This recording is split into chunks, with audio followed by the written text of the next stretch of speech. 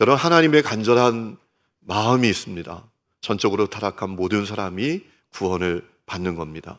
그를 위해서 예수님이 이 땅에 성육신 하셨고 십자가에 매달린 대속제물이 되셨습니다. 그 일을 위해서 역사가 흘러가고 있습니다. 여러분, 이 역사는 돌고 도는 게 아닙니다. 이 역사는 하나님의 구속사, 전적으로 타락한 인간을 구원하시는 하나님의 역사입니다. 여러분, 디모데전서 2장 14절에 말씀하셨습니다. 하나님 모든 사람이 구원을 받으며 진리를 아는 데 이르기를 원하시느니라. 아멘. 여러분, 그 하나님의 마음을 아십니까? 교회 다녀도 그 하나님의 마음을 모르고 얼마든지 교회 다닐 수 있어요. 여러분, 유대 종교 지도자들이 예수님을 못마땅하게 여겼던 한 가지 이유가 있습니다. 자기들이 상종하지 못할 사람들이라고 생각하는 사람들을 주님이 상종해 주시기 때문입니다. 여러분, 상종이라는 말이 참 좋은 말이에요. 서로 가까이 하며 따른다라는 말이에요. 따르며 가까이 한다. 얼마나 좋은 말이에요. 그런데 유대인들이 생각할 때 저 사람들 상종 못할 사람들이야 라는 사람들을 우리 주님이 상종해 주시는 거예요. 오늘 우리가 읽은 1절 말씀에 보면 세리와 죄인들이 말씀을 듣기 위해 예수님께 나왔다라고 했습니다. 주님께서 그들을 맞이해 주십니다. 잘 왔다, 잘 왔다, 잘 왔어요, 잘 왔어요 맞이해 주시는 거예요. 여러분, 그 모습을 이 유대 종교 지도자들이 보고 수군거립니다. 야, 저 예수란 작자 봐라. 저 세리와 죄인들, 상종하지 못할 저 인간들하고 밥도 먹는다, 야. 막 이렇게 수군거렸던 거예요. 여러분, 예수님께서 그 모습을 안타깝게 여기셨어요. 그리고 비유 하나를 말씀해 주셨습니다. 어떤 사람이 양 100마리가 있습니다. 그런데 그 가운데 한 마리를 잃어버렸어요. 자, 그러면 그가 나에게 양 99마리가 있으니까 아이 뭐 괜찮아 이러고 있을 수 있겠냐라는 거예요. 절대로 그렇지 않지 않냐는 거죠. 그 잃은 양 한 마리를 찾기 위해서 얼마나 애쓰겠냐라는 거예요. 그리고 그 양을 찾으면 마음이 얼마나 기쁜지 그 양을 이 어깨에 메고 기쁨으로 돌아와서 사람들에게, 이웃들에게 자랑하지 않겠냐라는 거죠. 또 이어서 비유 하나를 말씀하셨어요. 어떤 여성이 10드라크마가 있었습니다. 한 드라크마는 노동자 하루 일당이에요. 뭐 10만 원, 15만 원 된다고 생각할 수가 있겠죠. 그런데 이 여성이 그 드라크마를 잃어버렸어요. 그러면 그 여성이 괜찮아, 나에게 9드라크마가 있잖아 이러고 태연하게 있을 수 있겠냐라는 거죠. 그 드라크마를 찾기 위해서 온 집안을 빗자루로 싹싹 쓸면서 찾지 않겠냐라는 겁니다. 찾으면 얼마나 마음이 기쁜지 이웃들을 초청해서 잔치를 열지 않겠냐라는 거예요. 여러분, 이 말씀을 보면서 우리가 좀 궁금증이 생기잖아요. 아니, 돈 10만 원 찾기 위해서 그렇게 온 집안을 다 뒤집고 뭐 그거는 이해가 가도 10만 원이 귀하죠. 아니, 그 10만 원 찾았다고 동네 사람들 다 불러 모아가지고 잔치를 한다? 잔치비가 더 들잖아요. 여러분, 이 드라크마는 단순한 드라크마가 아닙니다. 유대의 문화를 알 필요가 있는데요. 남성과 여성이 결혼을 하면 사랑의 징표로 주는 거였어요. 10드라크마를 이렇게 화관처럼 엮어서 신부의 머리에 이렇게 씌워줬다라고 합니다. 사랑의 징표였다라는 거예요. 그러니까 이 신부 입장에선 남편의 사랑의 징표를 잃어버린 거예요. 그러니 큰일 난 거죠. 그래서 그 드라크마를 찾기 위해서 그렇게 애태웠다라는 거죠. 그리고 사랑의 징표를 찾으니까 너무 마음이 기뻐서 사람들에게 자랑하고 내가 찾았다고, 그리고 그들을 초청해서 함께 밥도 먹지 않겠냐라는 겁니다. 중요한 것은 그것이 하나님의 마음이고 그것이 주님의 마음이다 라는 겁니다. 죄인 한 사람이 회개하는 것, 주님이 너무 기뻐하시는 것이다. 오늘 7절과 10절에 반복되는 표현이 있죠. 죄인 한 사람이 회개하면, 죄인 한 사람이 회개하면 그것이 하나님이 기뻐하시는 것이다 라는 겁니다. 여러분, 오늘 우리가 읽은 예수님의 이 비유 속에 중요한 메시지가 숨겨져 있습니다. 모든 사람에게, 모든 사람이 하나님께 소중하다. 모든 사람이 하나님께 소중하다. 모든 사람을 하나님이 사랑하신다. 하나님의 구원에는 차별이 없다. 하나님 모든 사람이 구원받기를 원하신다. 죄인 한 사람이 회개하면 주님이 너무너무 기뻐하신다.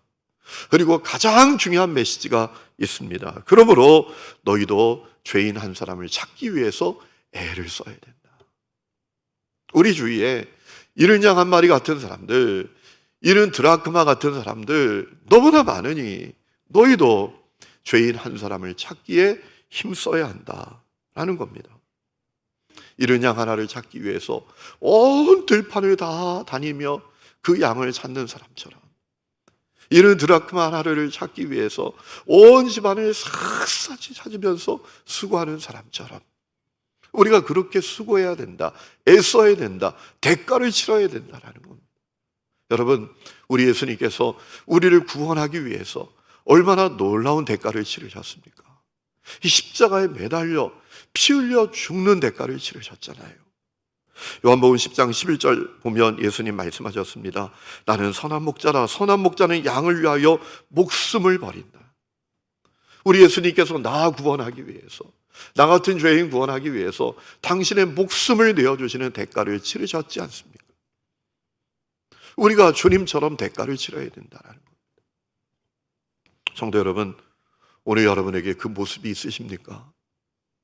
아니, 여러분에게는 죄인 한 사람을 구원하기를 원하는 그 마음은 있으십니까? 여러분, 교회 안에는 크게 네 종류의 사람이 있습니다. 첫 번째는 구원의 확신도 없는 사람이 있습니다. 하나님의 존재에 대해서 의심하는 거예요. 평생 신앙생활에도 하나님 살아계셔 정말. 그분의 성품, 그분의 능력에 대해서 의심을 갖고 있어요. 하나님 전능하신 거 맞아? 하나님 살아계신 거 맞아? 하나님 나를 사랑하시는 거 맞아? 이것을 의심하는 수준이에요. 예수님이 하신 사역도 의심하는 수준입니다. 예수님이 정말 날 위해서 이 땅에 오신 거 맞아? 날 위해서 십자가 매달려 피 흘려 죽으신 거 맞아? 아니, 2000년 전에 죽은 예수의 죽음이 어떻게 내 죄 문제를 해결해? 이런 상태에 머물러 있는 사람들이 교회 안에 있어요. 유다서 1장에 보면 그런 사람들을 긍휼히 여기라 하라고 했습니다. 유다서 1장 22절에 보면 어떤 의심하는 자들을 긍휼히 여기라 하라고 했습니다. 정말 긍휼히 여기고 불쌍히 여겨야 될 사람이죠. 왜? 그가 오늘 세상에서 떠나면 지옥에서 눈 뜨지 않겠습니까? 예수를 나의 주 나의 그리스도로 분명히 믿지 못하는데, 하나님의 살아계심도 분명히 믿지 못하는데 그는 지옥에서 눈 뜰 사람이에요. 여러분, 오늘 교회 안에 지옥에서 눈 뜰 사람이 많습니다. 그러니 불쌍히 여겨야죠. 정말 불쌍한 사람들이죠. 저는 우리 하나님의 교회 성도들 가운데 그와 같은 분들이 한 분도 있지 않기를 축복합니다. 여러분, 다 구원받아야 돼요. 두 번째는 신앙생활을 한다고 하지만 자기 문제에만 매달려 사는 사람이 있습니다. 구원은 받았지만 영적으로 성장하지 못한 아이 같은 사람이에요. 밥을 못 씹어 먹어요. 그냥 젖만 빠는 수준에 머물러 있는 사람이에요. 여러분, 고린도전서 3장 1절 2절 말씀 보면 그런 사람들이 있었죠. 우리 다 같이 한번 읽어보실까요? 시작. 형제자매 여러분, 나는 여러분에게 영에 속한 사람에게 하듯이 말할 수 없고 육에 속한 사람 곧 그리스도 안에서 어린아이 같은 사람에게 말하듯이 하였습니다. 나는 여러분에게 젖을 먹였을 뿐 단단한 음식을 먹이지 않았습니다. 그때는 여러분이 단단한 음식을 감당할 수 없었습니다. 사실 지금도 여러분은 그것을 감당할 수 없습니다. 영적으로 미숙한 거예요. 성장하지 않은 거예요. 아이 같은 상태에 머물러 있는 사람들이 있다라는 겁니다. 그들의 특징이 뭡니까? 그들은 오직 관심이 자기 자신입니다. 내 자신의 편리함, 내 자신의 이익, 내 자신의 유익, 이것이 그들의 유일한 관심이에요.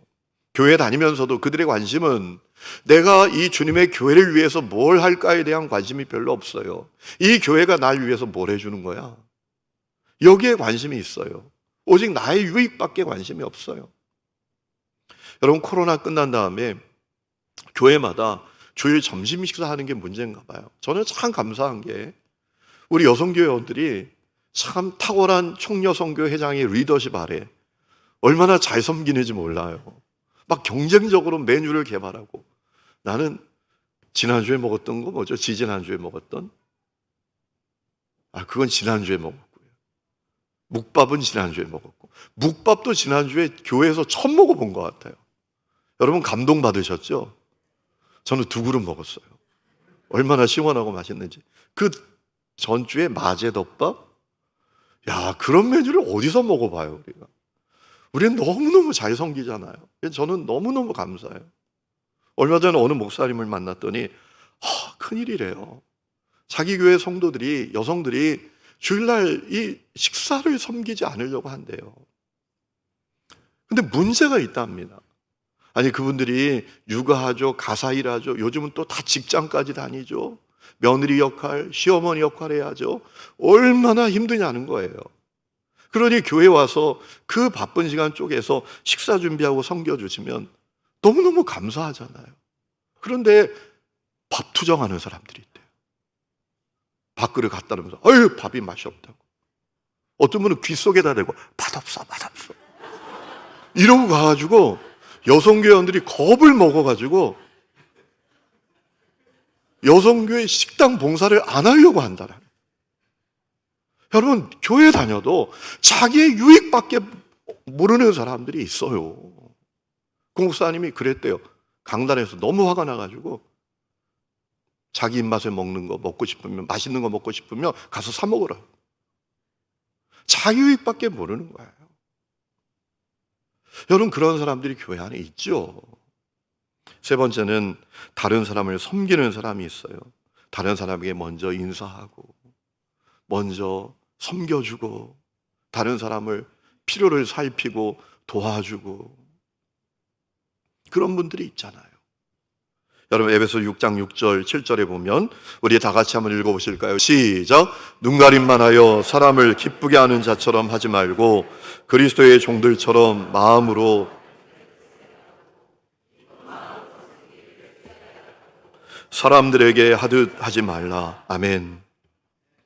그리고 4번째는 다른 사람을 영적으로 도와주는 사람이 있어요. 다른 사람의 영혼을 살핍니다. 그리고 말씀으로 권면합니다. 격려하고 용기를 북돋워 줍니다. 혹시라도 잘못된 길로 가면 그를 위해서 간절히 기도하고, 그리고 말씀으로 그가 다시 주님께 돌아올 수 있도록 영적으로 돕는 사람들입니다. 여러분, 우리가 다른 사람을 돕고 섬기는 것도 대단히 중요하죠. 그런데 여러분, 사람이 빵만으로 살아갈 수가 없어요. 우리가 다른 사람을 돕는 것, 섬기는 것 대단히 중요합니다. 그런데 여러분, 아무리 육적으로 평안하고 어려움이 없어도 하나님과의 영적인 관계가 화평을 이루지 못하면 그 영혼은 행복을 누릴 수가 없어요. 여러분, 필리핀에서 사역하시는 홍성욱 선교사님이 그 얘기를 하시더라고요. 자기 전임 선교사님이 얼마나 많이 나누어 줬는지 모른대요. 그분이 이제 빈민촌에서 사역을 하시는데요, 사람들에게 나누어 주는 거예요. 쌀 주고 밀가루 주고 옷 주고, 그렇게 사역을 하신 거예요. 그리고 그분이 이제 떠나시고 홍성욱 선교사님이 가셨는데 자기 생각에 줘서는 안 될 것 같더래요. 그래서 딱 선을 했대요. 저는 여러분에게 옷 주고 빵 주고 쌀 주는 목사가 아니라고. 오늘부터 여러분에게 난 안 준다고. 그랬더니 교회를 안 나오더래요. 나중에 안 나오면 이제 선교사가 찾아와가지고 나오라고 사정하고 이럴 줄 알았는데 그냥 그러지도 않았대요. 그러니까 이제 몰려와서 막 멱살을 잡고 항의하고, 너 선교비 받지? 그거 다 너 뒤로 빼돌리는 거 아니야? 왜 안 줘? 전임자는 우리에게 쌀도 주고, 옷도 주고 밀가루도 주고 다 줬는데 너는 왜 안 주냐고 막 항의하고 따지고 행패를 부리더래요. 그런데 이분이 작정을 했답니다. 이들의 영을 살려야 된다. 이들의 영혼을 살려야 된다. 그러면서 쌀 주고 밀가루 주지 않고 그들의 영혼을 살리기 위해서 최선을 다했대요. 그랬더니 놀라운 사실은 그들의 영혼이 살아나는 거예요. 그리고 그들이 쌀 받는 사람이 아니라 자기 힘으로 최선을 다해서 일해서 다른 사람에게 쌀을 주는 사람들이 되더란 말이에요. 할렐루야. 여러분, 영이 사는 게 중요해요. 그래서 다른 사람을 영혼을 보살피는 사람, 전적으로 타락한 사람의 영혼을 구원하고 십자가 복음을 전하는 것은 너무나 중요합니다. 여러분, 사람이 세상에서 아무리 성공하고 문제없이 잘 나간다라고 할지라도 십자가 복음 만나지 못하고 구원받지 못하면 그 영혼은 공고할 뿐입니다. 살아보면 살아볼수록 허무하고 고통스러울 뿐입니다. 그러므로 다른 사람을 영적으로 도울 수 있는 사람이 정말 중요해요. 다른 사람에게 십자가 복음을 전함으로 말미암아 그의 영혼을 살리고 그의 영혼을 성숙하게 하는 사람은 너무나 중요하다라는 것입니다.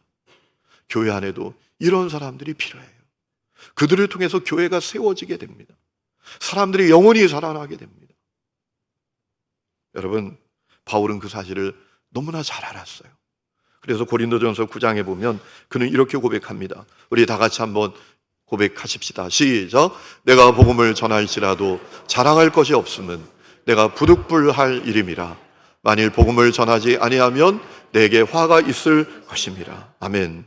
십자가의 복음이 영혼을 살리고 그의 운명을 바꾸고 그의 가정을 살리고 그의 인생을 바꾸는 것을 알았기 때문에 바울은 내가 복음을 전하는 것, 이건 내가 가릴 것 없이 부득불해야 될 것이다 라고 했다라는 것입니다. 자, 그럼 우리가 어떻게 다른 사람을 영적으로 도울 수 있는 사람이 될 수 있을까요? 두 가지가 저는 필요하다고 믿습니다. 첫 번째는 다른 사람의 영혼을 바라볼 수 있는 눈을 가져야 합니다. 사람을 영혼으로 바라볼 수 있는 눈을 가져야 됩니다. 그가 가진 것, 그가 입은 것, 그가 지위, 그의 성공, 그의 명예, 그가 가진 돈, 이게 아니라 그의 영혼을 바라볼 수 있는 눈이 우리에게 있어야 합니다. 여러분, 저는 목사가 되어서도 그 눈을 갖지 못했어요. 그래서 사람들에게 복음을 전할 필요성도 제가 잃어버렸어요. 여러분, 주님을 만나지 못한 그 영혼이 얼마나 지금 핍절해 있는지, 저주와 죄의 사망에 묶여 있는지, 그 영혼이 얼마나 공고하고 허무하고 고통스러운지를 바라보는 눈이 우리에게 열려야 돼요. 야, 저 사람 피부 참 좋다. 저 옷 어디 샀을까? 저 백은 어디서 샀을까? 차 좋네. 야, 저 사람 지위 대단하잖아. 이게 아니라 그의 영혼, 저 영혼은 건강할까? 저 영혼은 생기를 누리고 있을까? 저 영혼은 주님의 천국이 그 속에 있을까? 저 사람은 구원받았을까? 그것을 바라보는 눈이 우리에게 열려야 하는 것입니다. 오늘 그 역사가 여러분에게 있기를 주의 이름으로 축원합니다. 두 번째는 성령 충만해야 돼요.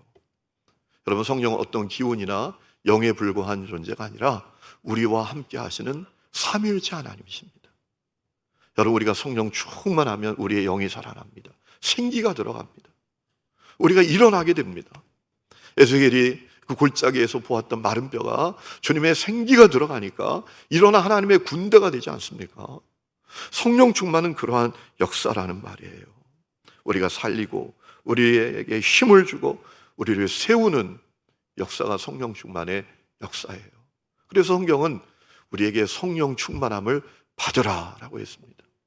술 취하지 말라, 이는 방탕한 것이니 오직 성령의 충만함을 받으라라고 하셨어요. 여러분, 성령 충만 받으면 우리의 내면이 달라져요.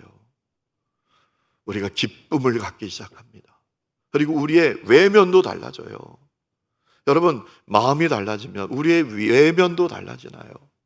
그리고 우리의 발걸음도 달라져요. 그래서 성령 충만하면 예뻐지고 기뻐지고 바빠진다 라고 하잖아요. 왜 바빠지죠? 사람을 영혼으로 보는 눈이 열려요. 내 속에 생기가 충만해져요. 그러니까 잃어버린 영혼 구원해야지, 저 영혼 살려내야지, 이 뜨거운 마음을 갖게 되고 그 영혼을 구원하기 위해서 바빠지는 거예요. 사도행전 1장 8절에 오직 성령이 너에게 마시면 너희가 권능을 받고 예루살렘과 온 유대와 사마리아와 땅끝까지 이르러 내 증인이 되리라 라고 하셨잖아요. 이 되리라라는 말씀은 여러분, 되는 것이 당연하다, 되게 되어 있다라는 뜻입니다. 왜 그렇죠? 내게 있는 성령님 때문입니다. 내게 있는 성령의 충만함 때문에 내가 살아나요. 내 마음에 기쁨이 생겨요. 사명감을 깨닫게 돼요. 사람을 영혼으로 볼 수 있는 눈을 갖게 돼요. 그러니까 그에게 복음을 전할 수밖에 없는 거예요. 여러분, 오늘도 수많은 사람들이 영혼이 시들어가고 있습니다. 겉으로 볼 때 아무 문제 없는 것 같지만 공고한 영혼, 시들어 있는 영혼, 죽은 영혼을 갖고 있는 사람들이 많습니다. 세상적으로 보면 대단한 것 같아도 여러분, 구원받지 못한 사람은 더럽고 악한 그 사단에게 붙들려 있는 영입니다. 여러분, 예수님이 나에게 그리스도이신 것처럼 그분에게도 그리스도가 되도록 해야 합니다. 그 눈이 우리에게 열려야 합니다. 그것이 하나님의 마음이에요. 이를 위해서 아름답게 쓰임받는 우리 하느님교회 모든 성도들이 될 수 있기를 주의 이름으로 축원합니다. 우리 이 시간에 찬양 부르고 기도하는 시간을 갖겠습니다. 갈릴리 마을 그 숲속에서 우리 힘차게 박수하면서 찬양합시다. 힘차게 박수하면서 찬양합시다. 갈릴리 마을 그 숲속에서 주님 그 열한 제자 다시 만나시사 마지막 그들에게 말씀하시기를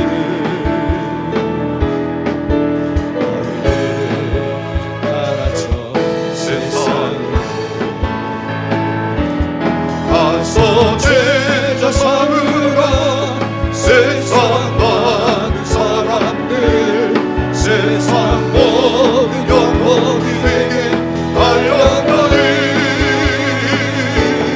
가서 제자 삼으라 나의 길을 가르치라 내가 너희와 항상 함께하리라. 할렐루야.